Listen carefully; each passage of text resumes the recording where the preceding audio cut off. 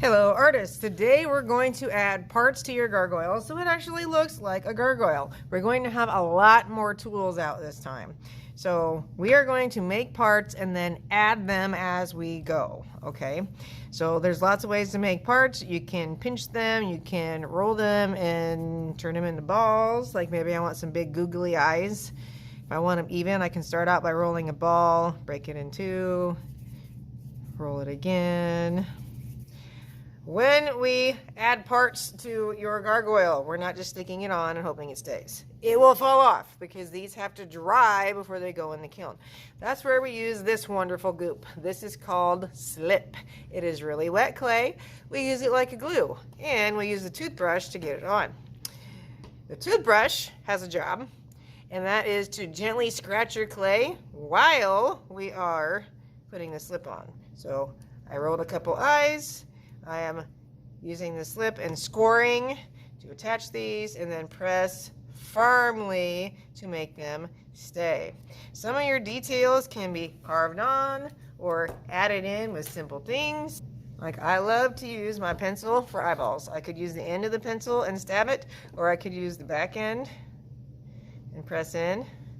So I have some amazing eyeballs. I know right now it looks like a frog. Then what other parts can we add? Maybe you want some ears on your gargoyle. Ears are good because it needs to look like a gargoyle, which is a monster.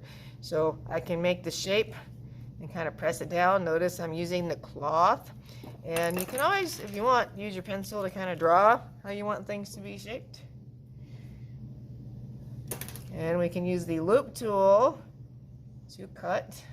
This is only for cutting small things. I do not want to see anyone hacking at their big ball of clay with my loop tool.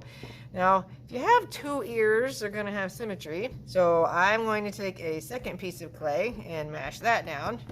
And I want this to be the same. So I can lay it on here and trace it.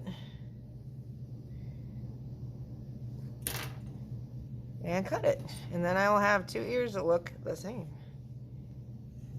Now, texture is good. These gargoyles had texture on them. That's where the box of fun will come into play. So we can use a lot of tools in a lot of ways. Like if I want my ear to look like a real animal ear, I can take a clay tool and kind of gently press down, and now it has that little ridge you frequently see on an ear. Anything's rough, you just kind of mist it and smooth it with your finger. I can do that same thing on the other ear.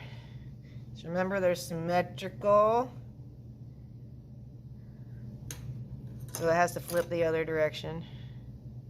When I'm done decorating the ear, attach.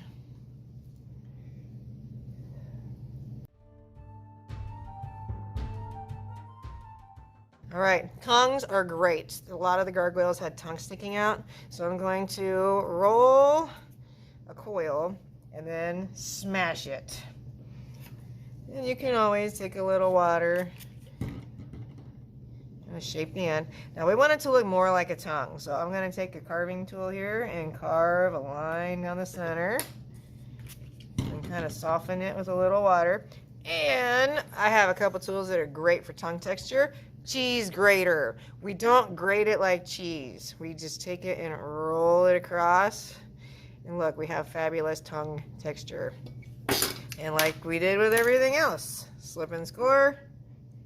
This one I'm going to attach. I'm going to slip and score the back as well. And press firmly to attach. And you can always give it some personality, make it bend. You can add teeth. You can add anything that makes sense on a gargoyle.